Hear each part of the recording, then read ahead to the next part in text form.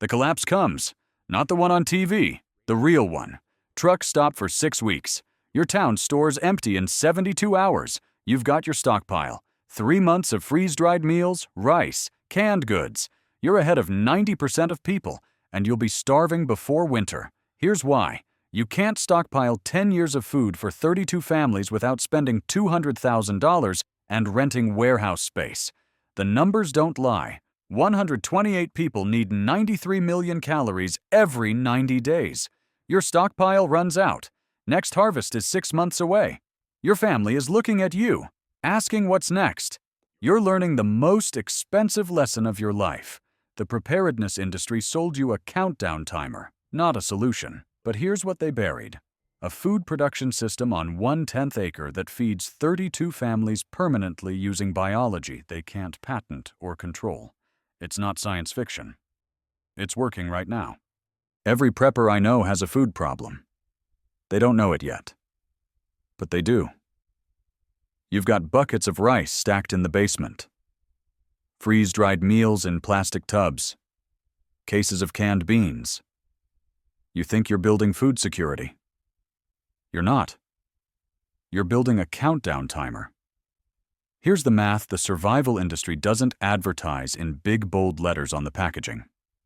An average adult needs 2,000 to 2,500 calories per day just to maintain body weight and function. That's not thriving. That's surviving.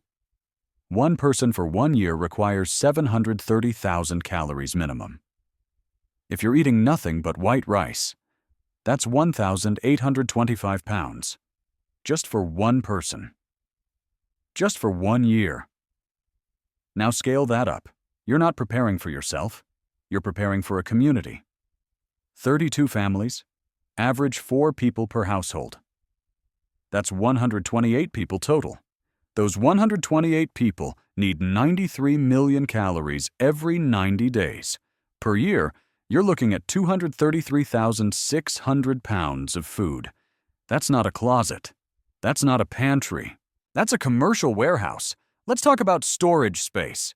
Rice, dried beans, wheat berries, dense foods.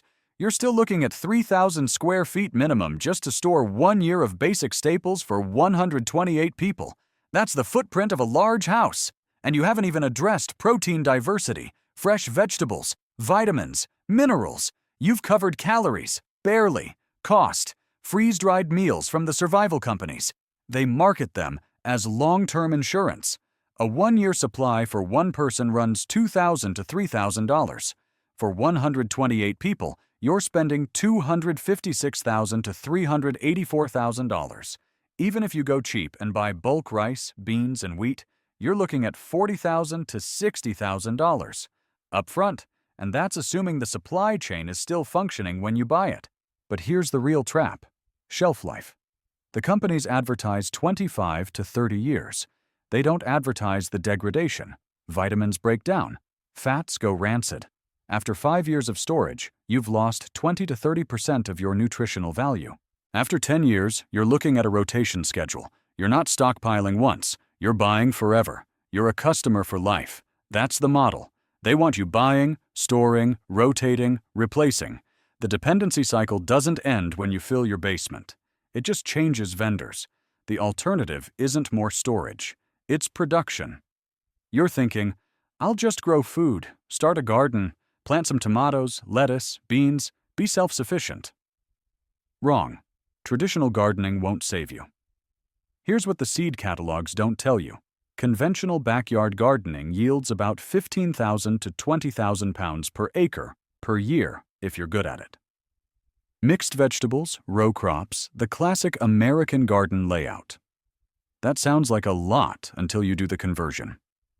1/10 of an acre is 4,356 square feet. At conventional yields, you're producing 1,500 to 2,000 pounds of food per year. That's optimistic. That's assuming perfect weather, no pests, no disease, and you're out there working every day. Remember, 128 people need 233,600 pounds of food annually. Your 1/10 acre plot just produced less than 1% of what's required. You're not feeding 32 families. You're feeding yourself and maybe 2 neighbors for 90 days. Here's why traditional gardening fails at scale. It's a horizontal trap. You plant in rows, 1 layer. Sunlight hits the tomato plant. Great. Sunlight hits the bare soil between the rows. Wasted. That's photosynthetic energy turning into heat instead of calories. In a traditional garden, maybe 30 to 40% of available sunlight is actually captured by plant leaves. The rest is lost. And then there's the monoculture problem. You plant 1 crop per bed. Tomatoes here, beans there, squash over there. Those plants pull specific nutrients from the soil. Next season, the soil is depleted. You need fertilizer. Synthetic nitrogen. Phosphorus. Potassium. You're back on the supply chain. You haven't escaped dependency. You've just changed the product you're buying. Growing season. Most climates give you 90 to 120 days of productive growth. Spring through fall. Winter? 0 production unless you've got heated greenhouses, which require energy, which requires fuel or grid power. You're producing food for 4 months and eating stored food for 8 months. That's not self-sufficiency. That's just gardening as a hobby with extra steps. Industrial agriculture designed backyard gardening this way on purpose. They want you growing decorative tomatoes for salads, not feeding communities. Because if you could actually produce food at scale in your backyard, you'd stop buying from the system. And that system is worth $1.1 trillion annually in the United States alone. The answer isn't working harder horizontally. It's working smarter vertically. There's a food production system that produces 50,000 to 100,000 pounds per acre per year. This isn't theoretical. It's documented. The difference is vertical integration and biological synergy. It's called a forest garden. The model works by stacking plants in 7 vertical layers, each capturing sunlight at different heights. You're not growing in rows anymore. You're growing in columns. Layer 1, canopy. Fruit and nut trees 20 to 40 feet tall. Apples, pears, chestnuts. Layer 2, understory. Smaller trees 10 to 20 feet. Plums, peaches, figs. Layer 3, shrubs. Blueberries, currants, elderberries, 3 to 10 feet. Layer 4, herbaceous, vegetables, herbs, perennials. Kale, asparagus, comfrey. Layer 5, ground cover. Strawberries, clover, thyme. They carpet the soil. Layer 6, rhizosphere. Root crops underground. Potatoes, carrots, garlic. Layer 7, vertical climbers. Grapes, beans, cucumbers climbing trees and trellises. Each layer captures photosynthetic energy. When you stack plants like this, you hit 200 to 300% photosynthetic efficiency compared to single-layer gardening. Sunlight that used to hit bare soil now hits leaves. Every photon is working. Companion planting. Nitrogen fixation. Plant legumes throughout the system. Beans, peas, clover. Their roots host bacteria that pull nitrogen from the air and convert it to plant food. Biological fertilizer factories. When leaves drop, when roots die back, nitrogen feeds surrounding plants. You're not buying fertilizer. The system makes its own. Polyculture creates pest resistance. In monoculture, pests spread everywhere. In polyculture, diversity breaks the cycle. The pest can't find continuous food. Beneficial insects thrive. The system self-regulates. Real yields from documented systems. Robert Hart's forest garden in England. Martin Crawford in Devon. Jeff Lawton's permaculture sites, consistently producing 50,000 to 100,000 pounds per acre per year once mature. On 1/10 acre, that's 5,000 to 10,000 pounds annually. Feeds 15 to 30 people year-round. These are perennial systems. Plant once, harvest for 20 to 50 years. No replanting, no tilling. After establishment, 0 external inputs. No fertilizer, no pesticides. It's a closed-loop biological engine. So why isn't every backyard a forest garden? Why isn't this taught in every agricultural school? Industrial agriculture is a subscription model disguised as farming. They need you buying seeds, fertilizers, pesticides every single season. A perennial polyculture threatens that entirely. Here's the business model: seed sales. The big companies sell annual hybrid seeds: corn, soybeans, wheat. You plant them, harvest once, and the seeds from your harvest won't grow true the next year. The genetics are unstable by design. You have to buy new seeds every spring. That's $60 billion annually in global seed sales. If you planted perennial crops that saved their own seeds, that revenue stream dies. Synthetic fertilizers. Industrial agriculture depletes soil because monocultures strip specific nutrients. You need to add them back: nitrogen, phosphorus, potassium, NPK. That's another $60 billion per year globally. But in a perennial polyculture with nitrogen-fixing plants built into the system, you don't buy fertilizer. The biology makes it for free. That revenue stream dies too. Pesticides. Monocultures are pest magnets. One crop stretched across hundreds of acres. When a pest adapts, it spreads fast. You need chemical intervention. Insecticides, herbicides, fungicides. That's $80 billion annually worldwide. But polycultures with diversity built in don't need pesticides. The system regulates itself. Another revenue stream dead. 3 pillars of agricultural profit: seeds, fertilizers, pesticides. Perennial polyculture eliminates the need for all 3. Business model suicide. This isn't speculation. Look at the history. The Green Revolution in the 1960s and 70s pushed monoculture and chemical dependence as modern farming. Extension services funded by Monsanto and Cargill taught farmers to abandon traditional methods. Agricultural universities took corporate money and stopped teaching polyculture, companion planting, perennial systems. Permaculture got marginalized as hippie nonsense despite producing double or triple the yields. The message was clear: if you want to be a real farmer, you buy our seeds, our chemicals, our system. Every year, forever. Here's the contrast. Plant a 40-year food forest once. Harvest for 4 decades. You're done buying. You've solved your problem permanently. You're out of the system. You're no longer a customer.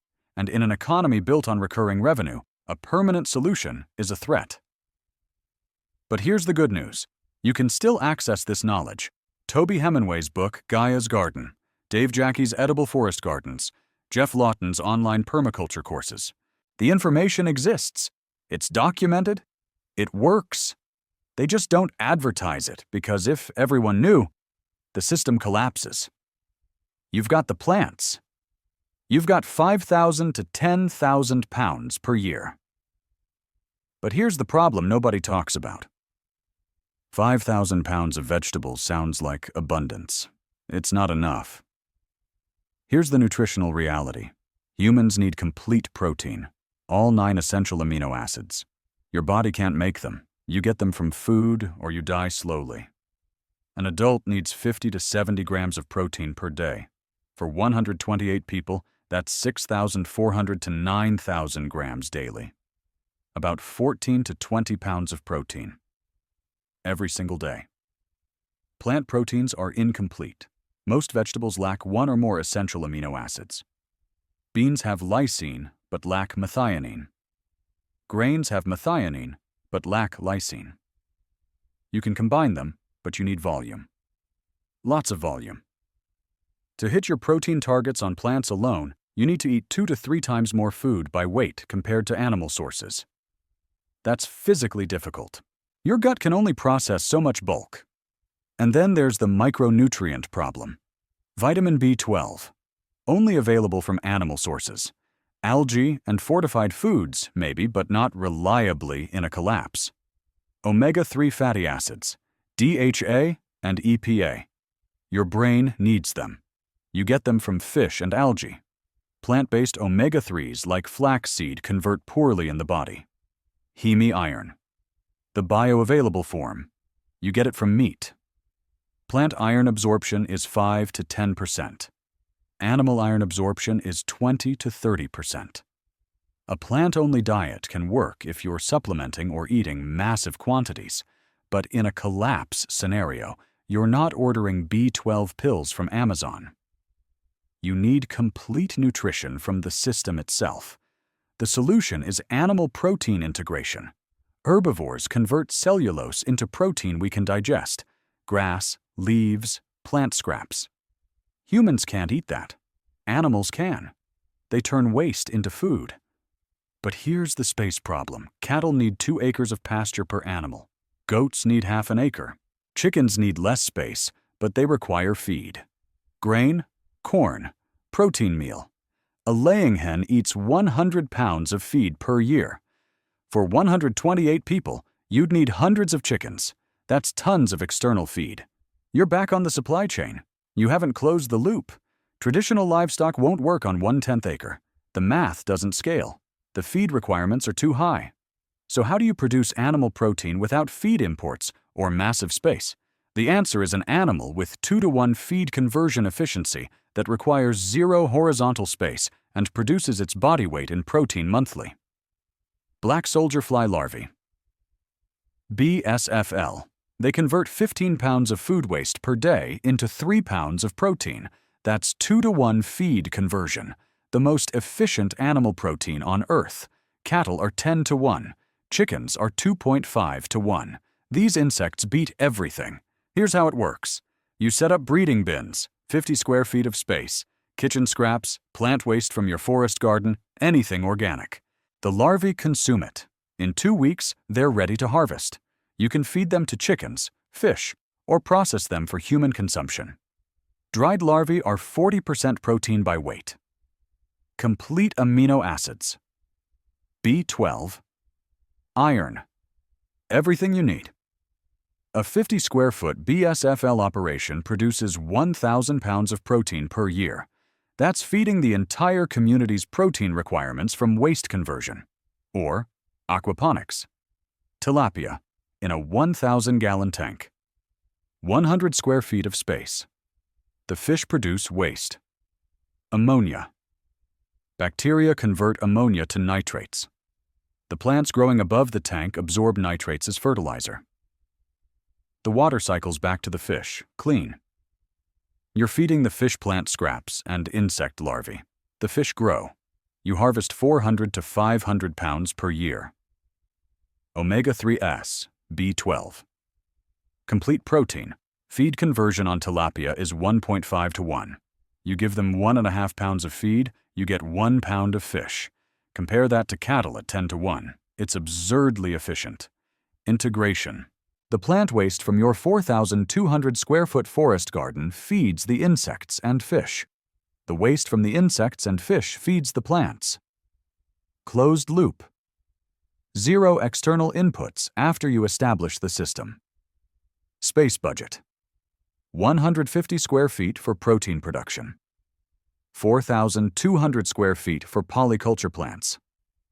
Total. 4,350 square feet.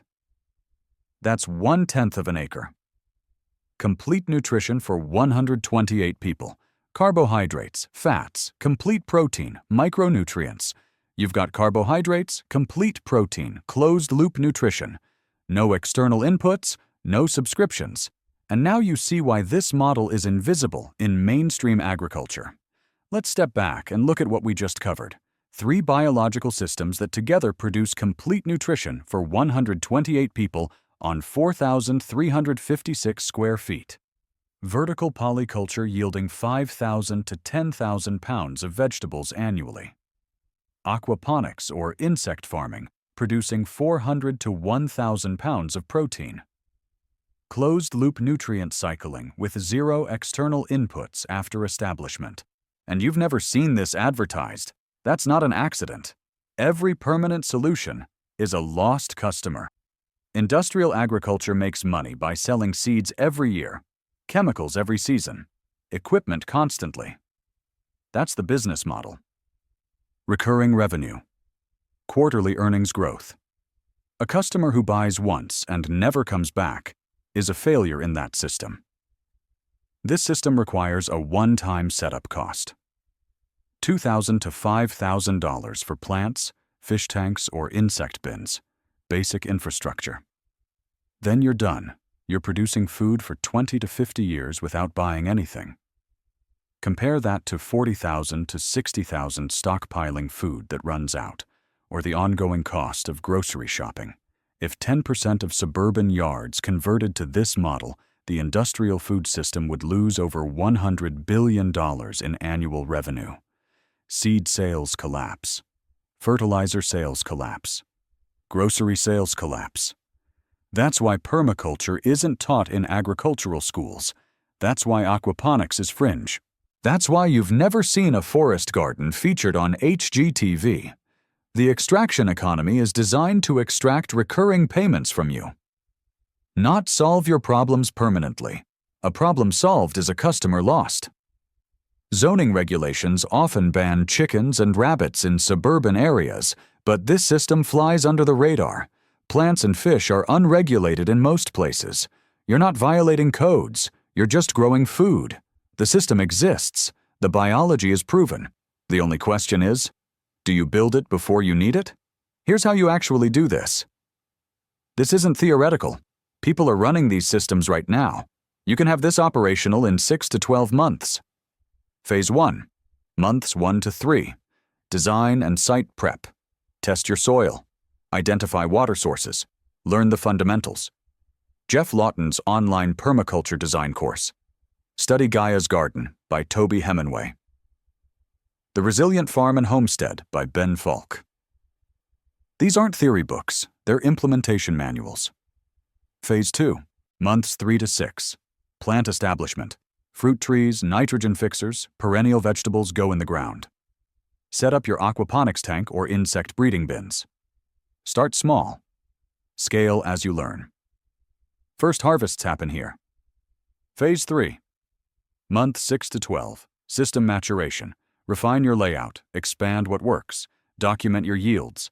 By month 12, you're producing food. Total setup cost, $2,000 to $5,000. Plants, fish tank or BSFL bins, basic infrastructure. Compare that to $40,000 for 1 year of stockpiled food that runs out. This system produces for decades. The community model. 32 families equals 32 plots of 1/10 of an acre each. Networked for redundancy and skill sharing. One plot fails, 31 others buffer the loss. Lone wolves die. Networks survive. Where to buy? Seed libraries for open-source genetics. Local nurseries for perennials. Aquaponics suppliers online. YouTube channels like Edible Acres and Happen Films document this in real time. The system doesn't want you growing food permanently. Quarterly earnings depend on your dependency. But biology doesn't care about business models. It produces abundance when you understand the principles. And no government, no corporation can patent photosynthesis. Build the system. Feed your people. Physics doesn't take bribes.